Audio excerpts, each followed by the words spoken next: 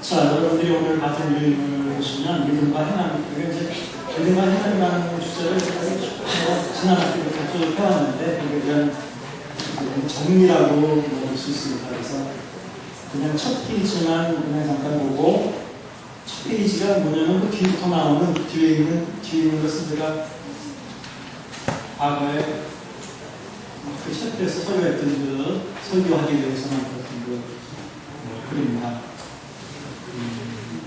그 뒤에 있는 글의 요약이 첫 페이지예요. 요약이.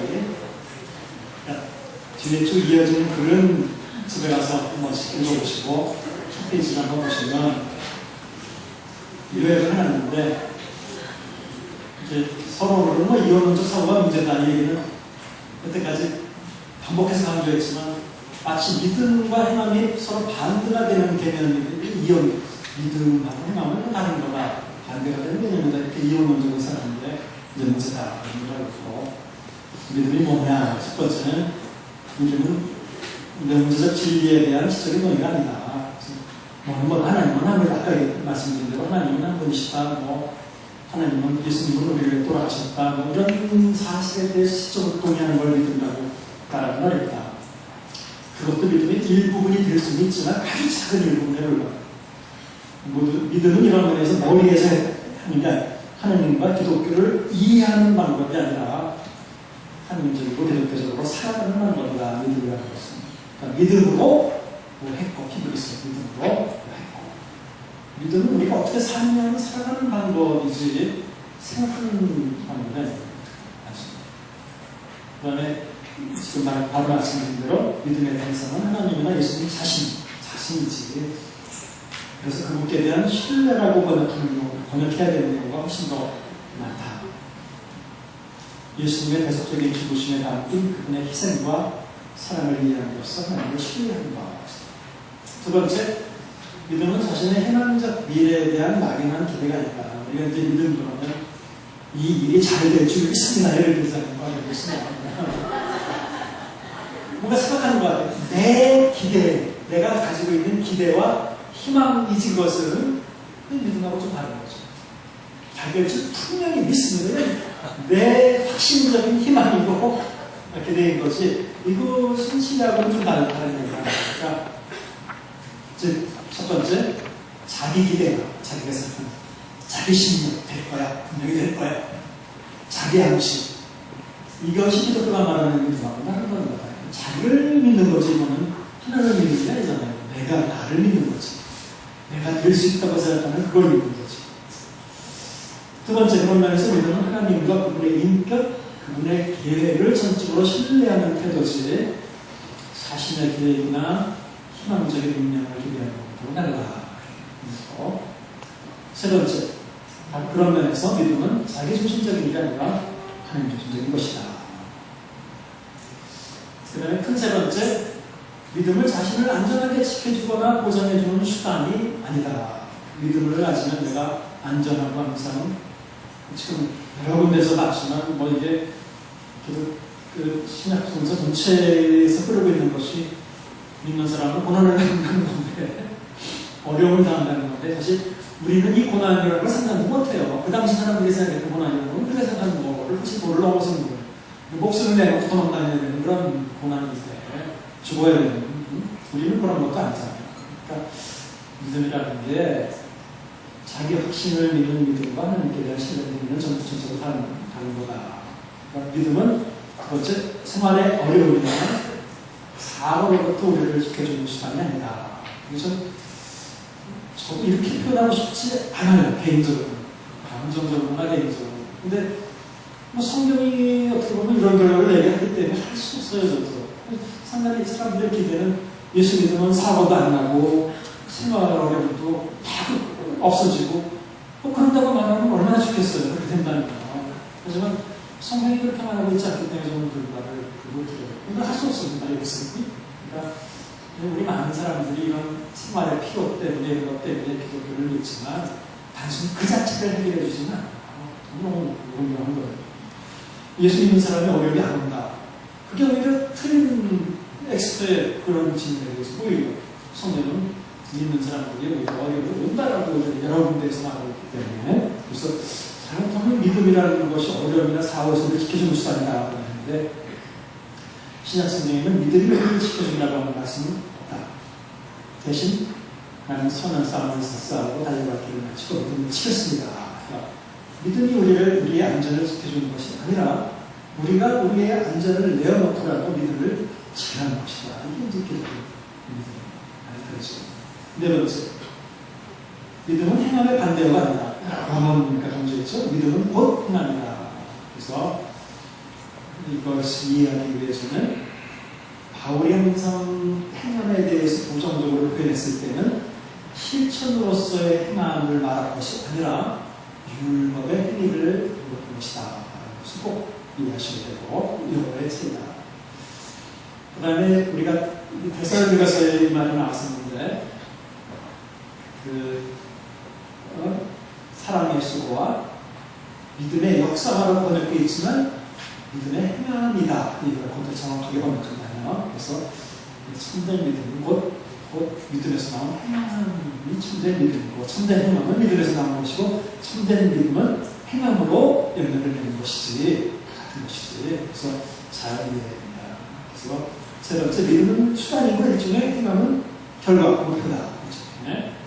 믿음이라는 방법으로 행해야 되는 거예요. 히브리서 11장 믿음은 수단의 역경, 믿음이 있느냐 없느냐라는 것보다 믿음의 실행이 더 중요하다. 그 다음에 네 번째, 믿음은 동사다. 요한복음 말씀드렸죠? 요한복음에는 믿음이라고 하는 명사는 한 번도 안 나옵니다. 그렇지만 동사나 분사는 98개나 등장합니다. 요한복음은 믿는다는 단어를 가장 많이 쓰고 있는데 믿는다는 것은 믿음, 그래서 믿음을 뭐 정의하거나 뭐 생각하거나 이런 믿음. 믿는다라고 하는 일종의 행위가 동사라. 그래서 결론은 믿음은 곧 행함이다. 결론을 내렸어요. 제가 이제 신약 이 야고보서에서 이제 그 행함에 대한 얘기를 하면서 믿음과 행함에 대한 일종의 그 결론처럼 정리할 필요가 있어서 자세하게 성경 구절을 인용이라든지 또 더 좀 세부적인 것은 뒤에 써놨으니까 집에 가서 꼭 읽어보세요. 목사님 다음에 이거 읽은 사람한테도 선물 좀 주세요. 다음 주에 꼭 배워보세요.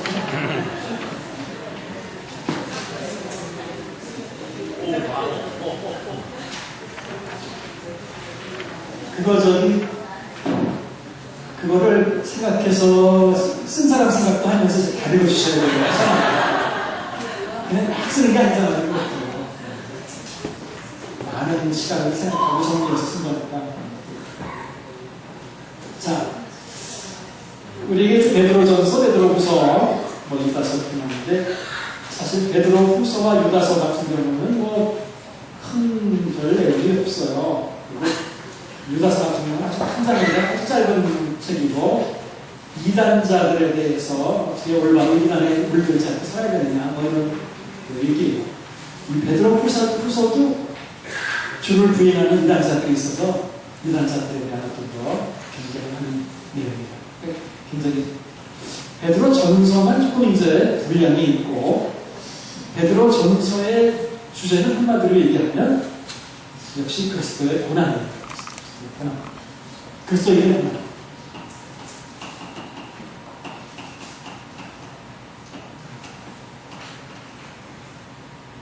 그래서 베드로전서는 거의 일관되게 성서까지 전체적으로 이 고난 문제에 초점을 맞추고 있습니다. 그 당시 고난을 받고 있던 그리스도인들에게 보낸 편지로서 고난받는 사람들이 어떻게 살아야 되는지에 대해서 잘 설명해주고 있습니다. 자, 베드로전서 보시면 배경의 경위를 보시면 그 교재 베드로는 본도, 갈라디아, 갑바도기아, 아시아, 비두니아에 있는 교회에 편지를 했는데 주로 이방인들로 구성이 된 것으로 보입니다. 그리스도인으로서 고난받고 있는 자들에게 고난받는 자들은 복된 자들이므로 오히려 즐거워하고 건강하며 서로 사랑할 것을 기원합니다. 이것은 고난에 대한 어떻게 보면 결론을 말해주는 것 같아요.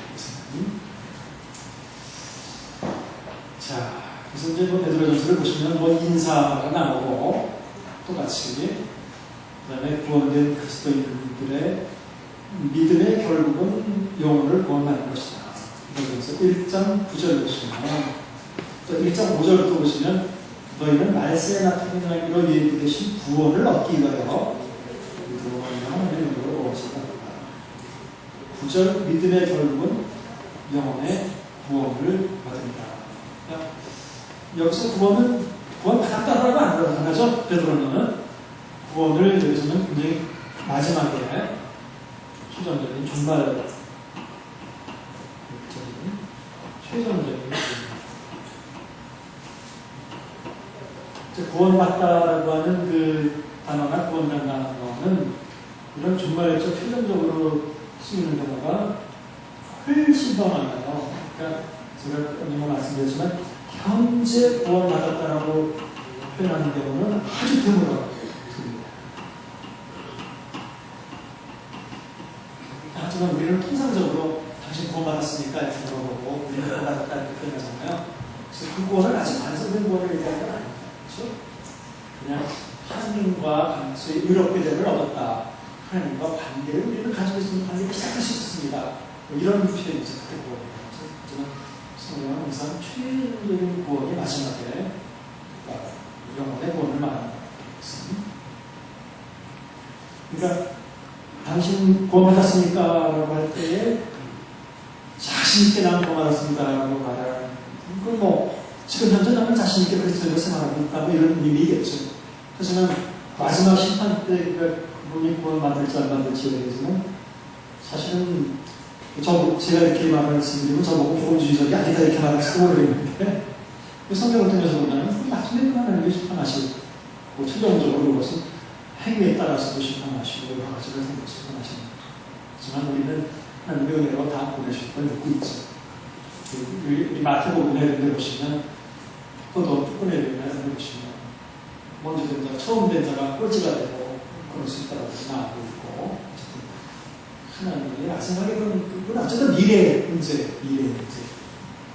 그러니까 거기에 대해서 여러분들이 다른 사람에 대해서 뭐 못 받았다, 받는다, 오늘 그러다 지옥 간다, 이런 표현을 마음대로 쓰면 안 되고, 뭐 자기에게 달린 문제가 한편으로는 구원의 확신을 가지고 생각하는 게 좋죠. 안전망이 있죠. 그런데 한편으로는 또 미래의 구원에 대해서 약간의 긴장을 하고 있는 것도 좋아요. 제가 볼 때는. 그러니까 마태는 그런 식으로 사람들에게 아마 삶을 펴도록 했을 것 같아요. 그런 것도 좋아요. 그래서 언젠가 지난 학기 때 그런 말씀을 드렸어요. 하나님이 차라리 우리는 행함으로 구원받는다라고 말씀하시는데 더 사람들로 하여금 잘 생각할 수 있게 할지도 모르겠다. 근데 실제로 마지막에는 이제 믿음으로 다 받아들여 주시면 좋겠다. 근데 처음부터 믿음으로 얻는다고 하니까 이게 사람들이 그렇게 표현을 하니까 아니면 이미 뭐 믿으니까 다 됐다. 마치 구원을 딱 이룬 것처럼 생각을 하고 있는데 이 문제에 대해서는 그게 아니라 우리가 구원받았다고 할 때는 그리스도께서 삶을 시작했고 삶을 지내고 있다는 의미이지 바로 두렵고 떨림으로 바울도 너희 구원을 이루라고 얘기했다. 최종적으로 이루어야 되는 어떤 구원이 있습니다. 자, 여기서 뭐 고난에 대한 문제니까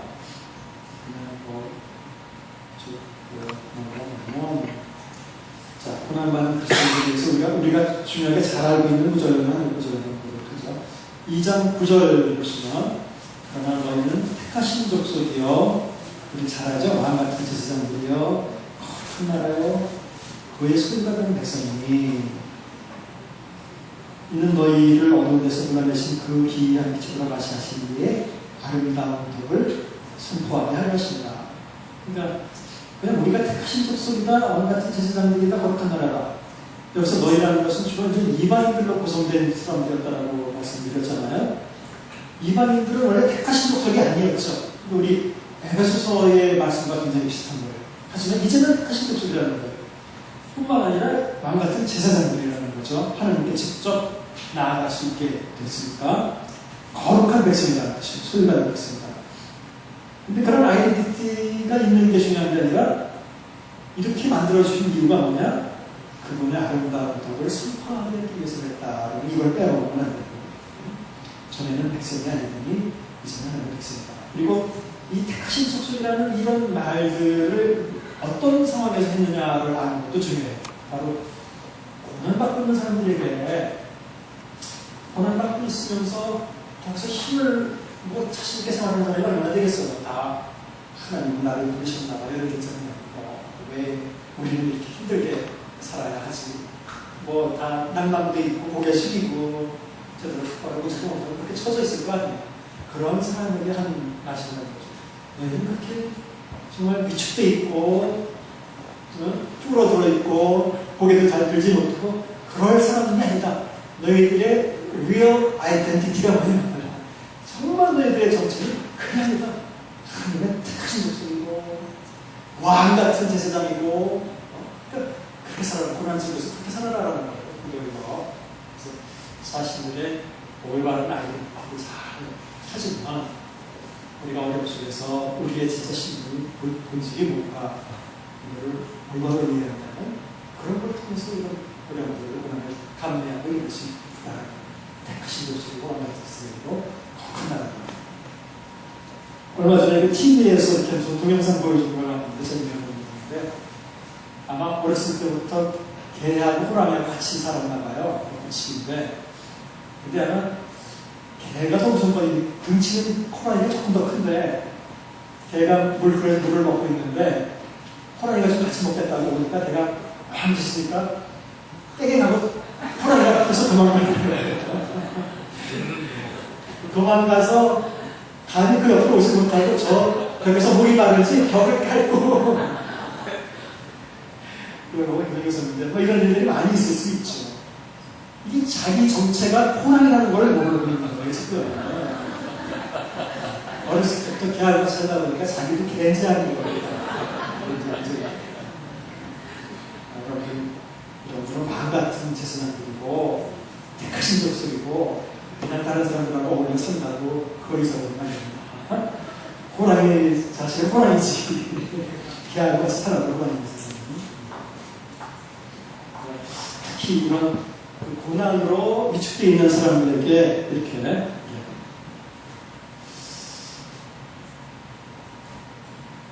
근데 고난받는 사람들은 이제 어떻게 해야 되냐면 12절을 보시면 너희가 이방인 중에 행실을 선하게 가져 너희가 악행한다고 비난하는 비방하는 자들로 하여금 너희 선한 일을 보고 권고하신 날에 하나님께 영광을 돌리게 하라. 오히려 고난받을 때에 베드로가 해야 되는 것은 오히려 고난받을수록 올바로 살아야 된다. 어려움이 올수록 경제적인 어려움이 올수록 경제적으로 더 양심적으로 살아야 되고 더 선하게 맞기 때문에 양심을 풀고 그러지 말고 나를 속이고 또는 다른 사람을 빼앗고 이런 생각을 하지 말고 어려우면 오히려 선을 표현하고 됩니다. 15절 선의 힘으로 있었던 사람들의 무식한 말을 막는다. 20절 죄가 있어 매를 맞고 참으면 무슨 칭찬이 있으려 그러나 선을 행하고 고난을 받고 참으면 하나님한테 아름다우다.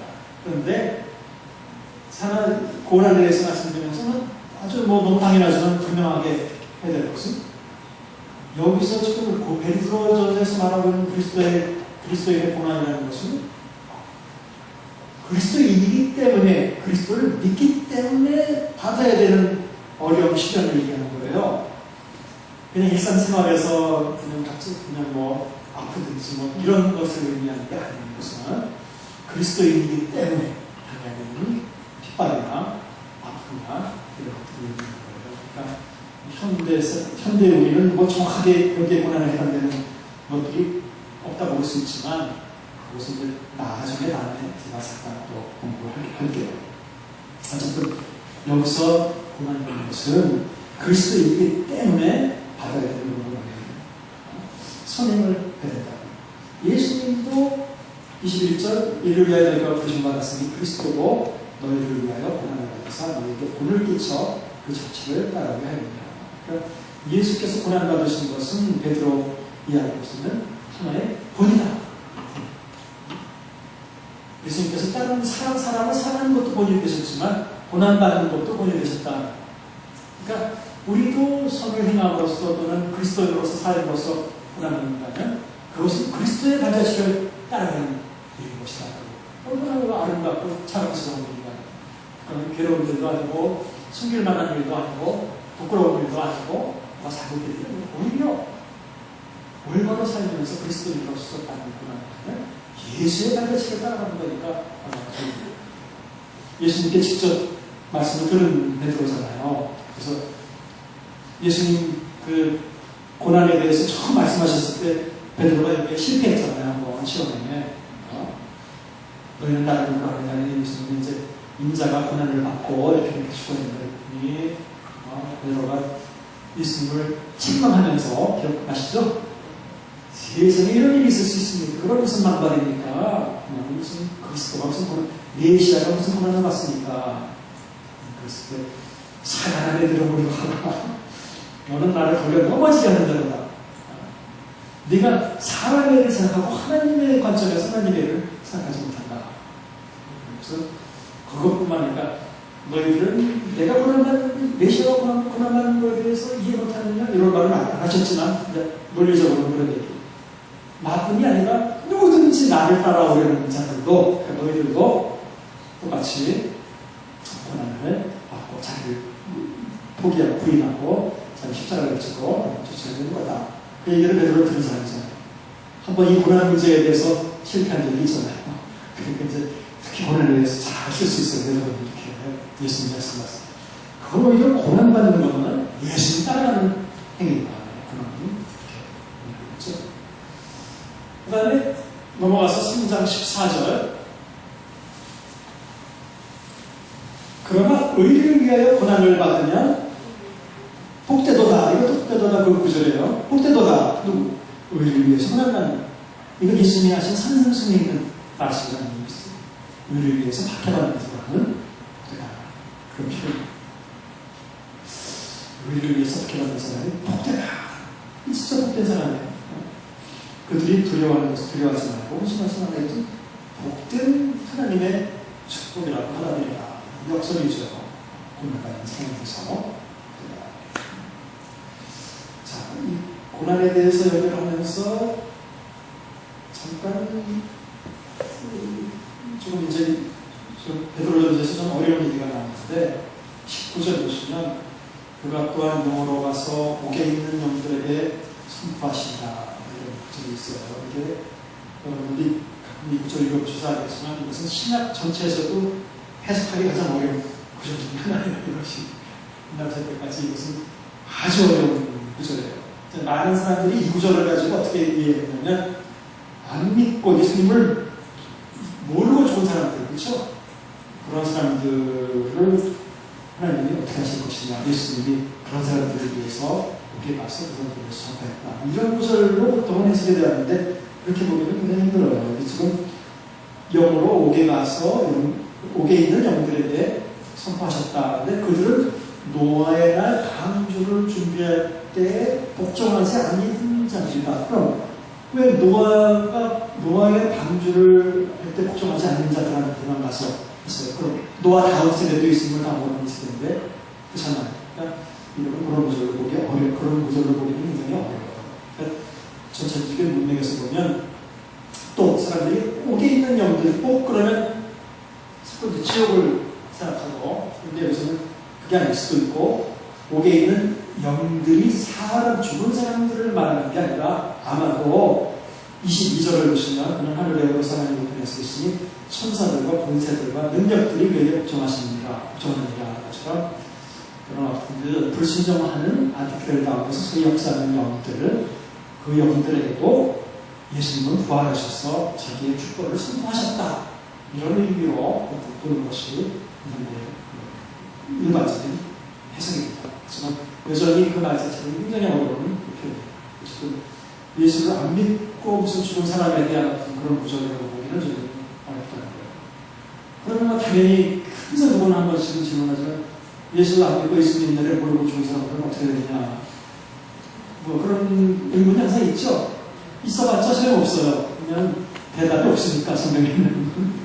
정확한 대답은 없어요. 성경에. 그냥 우리는 하나님이라는 분이 공평하신 분이고 그렇잖아요. 그렇다면 어떤 방법을 쓰실지 그것도 모르지만 하나님은 그들에게 공정한 방법으로 심판하실 거라는 것을 믿으면 되는 것이 그때 성경에서는 그런 사람들에 대해서 어떻게 하나님께서 뭐 해결하셨다 이런 특별한 구절은 없습니다. 여러분들이 걱정하는 문제가 아닙니다. 문제는 걱정한다를 해다가 여기 없으니까 하나님께서 다 해놓으셨다 이렇게 보는 게. 자, 이제 고난에 관련돼서 쭉 넘어가서 8절 보시면 4장 1절 보시면 그리스도께서 이미 육체의 고난을 받으셨으니 너희도 같은 마음으로 받았을 삽니다. 이는 육체의 고난을 받는 자는 죄를 그쳤습니다. 그러니까 육체의 고난을 받는 사람에게 장점이 있어요. 죄를 그쳤다는 거죠. 그 장점이 있어요. 그 다음에 8절, 4장 8절 무엇보다 더 뜨겁게 서로 사랑했으니 사람은 허다한 죄를 돕느니라. 그래서 우리가 이제 그 다음 주에 볼 요한 1서도 보면 요한 1서에도 형제를 사랑하라는 얘기가 많이 나오잖아요. 네? 말과 혀만 사랑하지 말고 행함과 진실함으로 하자. 그래서 많이 사랑하라는 얘기를 좀 강하게 말하는 두 책들은 다 고난이나 뭐 내부의 어떤 분열이나 이런 어떤 갈등 상황들이 있을 경우입니다. 그러니까 뭐 밖에서 고난을 받고 있는 상황이라면 예를 들어 전서의 독자들도 내부의 어떤 결속이 깨질 가능성이 굉장히 많잖아요. 힘들잖아요. 서로 열심히 사랑하는 게 외부의 어떤 고난에서 이겨낼 수 있는 또 하나의 방법이기도 한 거예요. 열심히 서로 사랑하라. 요한일서에서도 그 안에 분열이 일어나서 그 조그마한 공동체가 깨어질 위기에 놓였다면 똘똘 뭉쳐서 서로 형제를 사랑하는 거 이거야말로 중요한 문제가 없어. 그렇지 않으면 다 와해가 깨져버립니다. 그러니까 고난받거나 어떤 외부의 위협들이 있을 때 또는 내부의 갈등이나 위협이 있을 때 그 단결이나 그런 걸 통해서 이겨내는 가장 좋은 방법은 똘똘 뭉쳐서 열심히 사랑하는 것밖에 없다. 자, 그 다음에 이제 고난받는 사람이 해야 될 또 하나의 일은 12절 사랑하는 자들아 너희를 연단하느라고 불시험을 이상한 일을 당하는 것으로 이상히 여기지 말고 오히려 너희가 그리스도의 고난에 참여하는 것으로 즐거워하라. 이거는 즐거워하라고 해요. 아까는 복된 자라고 얘기하고 있고 두려워하지 말라고 즐거워하라. 그 다음에 14절 다시 한번 너희가 그리스도의 이름으로 치욕을 당하면 우리는 자로다. 자로다. 그러니까 계속해서 반복해서 그리스도 이름으로 고난하는 것은 복된 것이다. 아까 선행이라고 나왔고 복된 자, 복된 자라는 게 두 번이나 나왔고 즐거워하다. 고난하는 사람들이 그 다음에 16절 만일 그리스도인으로 고난을 받으면 부끄러워하지 말고 도리어 그 이름으로 하나님께 영광을 하나님께 영광을 돌리라.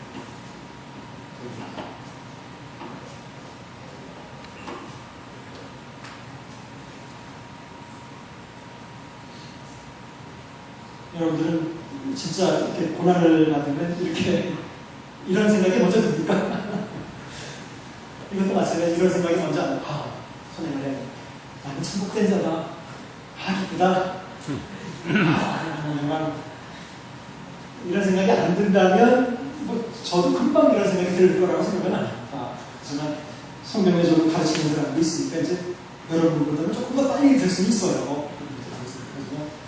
이게 원래 사람이 본능적으로 어떻게 보면 힘들고 나쁜 일인데 이런 생각이 들겠습니까? 하지만 이게 금방 이런 생각이 들어야 역시 아까 말씀드린 대로 성경의 코드와 내 코드가 이렇게 낮아 들어가는 것이지 이런 생각이 안 드는 거죠. 하지만 전제는 그 고난이 그리스도로 받는 고난인지가 먼저 전제가 돼야 돼요. 그걸 떠보이는 것이지 내가 죄 때문에 받는 벌이라면 이게 아니고 그 다음에 그냥 일상적인 고난이라는 것도 있어요. 고난이라는 것은 우리가 생각하는 그냥 보통 사고도 나오고 어려움도 나오고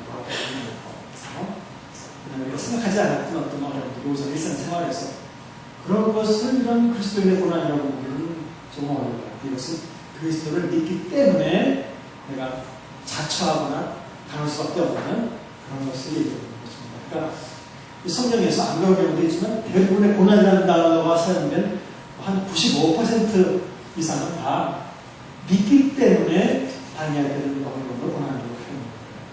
아무 때나 우리가 갑자기 여름에 감기가 걸렸다고 왜 하나님이 이런 고난을 주시지? 그거는 고난이라는 단어의 용법이 좀 틀렸어요. 그런 고난이라고 그러지 않아요. 그냥 아픔일 뿐이라는 성경에서 말하는 고난이라고 했어요. 그래서 하나님께 영광 돌려야 된다. 그래서 19절 그러므로 하나님의 뜻대로 고난을 받는 자들은 선을 행하는 가운데 그 영혼을 이끄신 창조주께 의탁할지어다. 무슨 의미인가요? 영혼을 창조주께 의탁한다는 게 무슨 말인가요? 어떤 느낌이 나요? 죽음. 그러니까 이때는 그런 때니까, 이때 고난이라는 것은 핍박이니까 선을 행하면서 영혼을 여기까지 얘기하고 영혼은 하나님께 맡기고 내 생명을 하나님께 맡기고 죽음은 죽으리라고 그런 의미입니다. 하나님께 맡겨라. 그런 정도까지 선을 행하면서 그런 일을 말하고 있습니다. 자, 그 다음에 이제 잠깐 좀 다른 얘기가 나옵니다. 베드로는 이 자기가 보냈던 교회들에게 장로들에게 특별히 권해요. 장로들이라는 것은 지난번에 나왔지만 목회하고 있던 사람들을 의미하죠. 현대로 따지면 복수가 될 수 있죠. 어명들이 같이 있어요. 그래서 장로들에게 권하는데 장로들에게 참 좋은 말씀이에요. 이건 목회자에게 참 필요한 것 같습니다. 제가 목사 안수에 간다면 저는 이 구절을 꼭 쓸 생각을 항상 하고 있습니다. 너희 중에 있는 하나님의 양무리를 치되 억지로 하지 말고 하나님의 뜻에 따라 자원함으로 하고 더러운 이들을 위하여 하지 말고 이 더러운 이들을 위하여 하지 말라는 것은 우리 디모데전서와 디도서의 그 장로의 감독의 자격을 얘기할 때도 비슷한 얘기가 나왔어요. 이게 중요한 것은 더러운 이들을 위해서 하지 말라. 정말로 기꺼이 정말 자발적으로 자발해서 하고 맡은 자에게 주장하는 자세를 하지 말고 그냥 우리의 공대라 이것이 중요한 이런 이제 미래 목회자에게 주신 말씀이라고 볼 수 있습니다. 자, 10절에 보시면 이제 끝에 말씀하게 모든 은혜의 하나님 곧 그리스도 안에서 너희를 부사 자기의 영원한 영광에 들어가게 하시니까 잠깐 고난을 당한 너희를 친히 온전하게 하시며 굳건하게 하시며 강하게 하시며 털을 견고하게 하시고 그런데 그 고난에서 너희를 건져주겠다는 얘기는 안 해요. 너희를 굳건하게 해줘서 어떻게 보면 잘 이루게 해주신다라는 그런 거예요. 그래서 이 얘기가 끝납니다. 어쨌든 베드로전서는 전체적으로 고난에 대한 주제에 대해서 일관되게 거의 몇 가지 중요한 교훈을 주고 있습니다. 자, 베드로후서는 여기 그렇게 적은 거 없어요. 금방 봅니다. 베드로후서 보시면 베드로전서보다 훨씬 크게 쓰여져 있으시면 하나님께서 그리스도에게 주신 것을 내 열매를 맺도록 권면하며 당시에 주유를 부인하며 불법적 행위를 하며 재립을 부인하거나 왜곡하던 이단 자들에게 미혹되지 않기를 바라고 있다. 그래서 1장 10절 그러므로 형제들아 더욱 힘써 너희 부르심과 택하심을 굳게 하라. 너희가 이것을 하는지 언제든지 실족하지 않으리라. 그러니까 이단들이 와서 혼란스럽게 하니까 세게 배운 것들을 그대로 행해나가라는 얘기를 하고 있습니다. 그래서 이단들에 대한 얘기는 2장에 보면 거짓 선지자들이 나왔고 거짓 선생들이 나왔고 그런 표현들이 쭉 나오고 있습니다. 쭉 읽어보시면 건 이단에 대한 얘기예요. 어떤 이단들이 그 당시 있습니다. 자, 3장에 넘어가면 잠깐 봅시다. 3장 3절 먼저 이것을 알지니 말세에 조롱하는 자들이 와서 자기의 정욕을 따라 행하며 조롱하며 이르되 주께서 강림하신다는 약속이 어디 있느냐. 조상들이 잔으로부터 만물이 처음 창조될 때와 같이 그냥 있다 하니.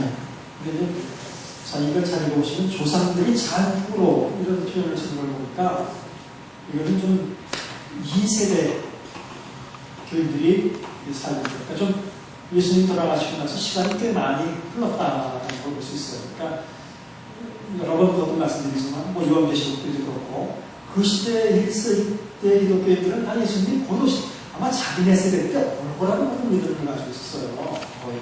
그래서 이 중에서 인자가 오는 것을 본 자도 있다라든지 그걸 찌른 자도 올 것이고 올 것이고 이런 표현들 그러니까 다 그 세대에 거의 올 것이고 이렇게 생각하고 곧 오실 것이고 이렇게 생각하고 살았어요. 근데 벌써 조상이 한 세대가 지났는데 돌아가시고 났는데 예수님 아직 안 오시고 있다는 거예요.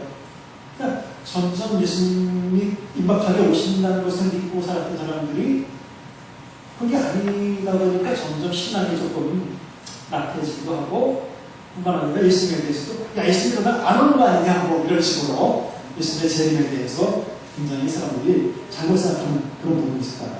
그러니까 베드로가 만물이 그냥 있다 뭐 바뀐 거 하나도 없단 말이에요. 그게 뭐 안 오시는 거 아니냐 뭐 이런 식으로 말하는 사람들에 대해서 베드로가 대답을 하는 거죠. 그러니까 많이 읽어봤죠. 8절 사랑하는 자들아 주께는 하루가 천년 같고 천년이 하루 같다는 약속이 있지만 주의 약속은 어떤 이들의 변사라고 생각하는 것이 틀린 것이 아니다. 너희들은 지금 늦게 오신다 해서 뭐라 그러지만 아니다. 잘 보면 오직 주께서는 너희를 위하여 오래 참으사 아무도 멸망하지 않고 다 기다리기를 그러니까 잠깐 너희들 구원하려고 잠깐 주신 거다.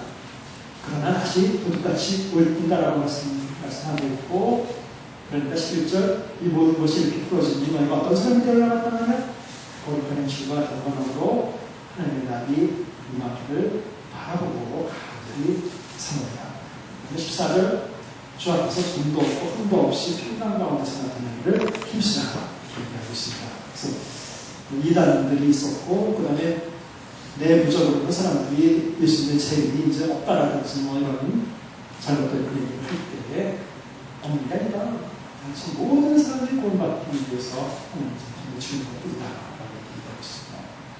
그래서 베드로후서는 이제 그런 뭐 하나 책이고 그 다음에 유다서는 더 간단한 책이에요.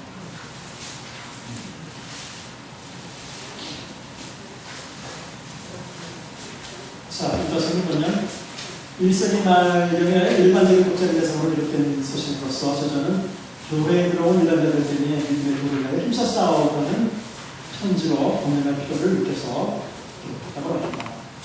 이단자들의 특징은 예수 그리스도를 부인하며 부도덕하다는 것이다. 단탄 예수 그리스도를 부인, 불치를 더럽힌, 멍만, 저녁, 아침, 당일전, 재속하는 거 이런 얘기를 쭉 하고 있어요. 그러니까 이거는 뭐 이단에 대한 얘기들이 좀 많이 나오기 때문에 그냥 뭐 보시면 알고 그냥 그러면 이제 구절에 보면 좀 이상한 구절이 나와요. 일자 한장으로 되어 있는 건데 천사장 미가엘이 모세의 시체에 대하여 마귀와 다투어 결혼할 때 가로 희망하는 판결을 내리지 못하고 도대체 이게 좀 갑자기 천사장 미가엘이 모세의 시체로 다투었다는 얘기가 어디 나오냐.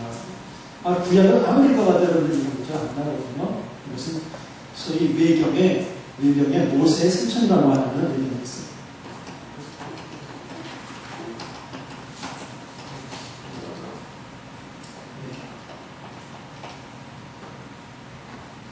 그렇죠? 성경이 외경에 있는 얘기를 하고 있어요. 사실 우리 1학기 때 말씀드렸지만 그 구약 많은 외경들은 1세기 때 많이 읽었어요. 많이 읽었어요.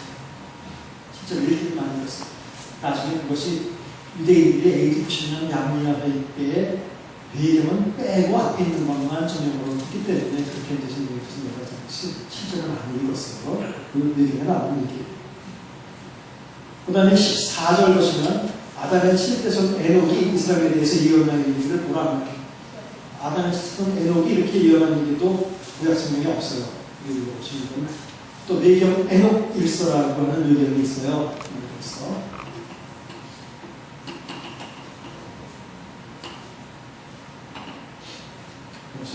그래서 사실은 정경 이제 이제 정경이 완성될 때 우리 여러분들 뭐 1학기 때에서 다 아마 까마득할 거예요. 신약 정경은 AD 397년에 펜타고 회의에서 결정이 됐어요. 들으니까 들은 적이 있는 것 같다 이런 생각이 드실 텐데 그럴 때 이제 정경을 교회회의에서 결정할 때 그래서 이 문자서 같은 경우는 정경에 들어가야 되느냐 말아야 되느냐 논란이 여러 번 있었습니다. 이유는 다른 이유보다 일단 뭐 짧기도 하지만 이렇게 매경에서 유명한 구절들이 나타난 구절들이 있어서 이것이 아마 문제가 된 것 같습니다. 그런 문제도 있습니다. 내용은 뭐 아주 그냥 전체적으로 단순한 내용이에요. 그래서 하나님 앞에서 올바로 자신의 믿음을 지켜서 이단에 물들지 말라라고 하게 주시는 내용입니다. 자, 오늘 하려고 계획했던 건 뭐 다 했습니다. 다음 주에는 이제 요한 1, 2, 3서 요한 1서에서 조금 시간이 들 것 같고 요한 2서 3서는 아주 간단하게 보면 것 같아요. 요한 계시록을 뭐 다음 시간에 마치도록 오늘 조금 일찍 끝났네요.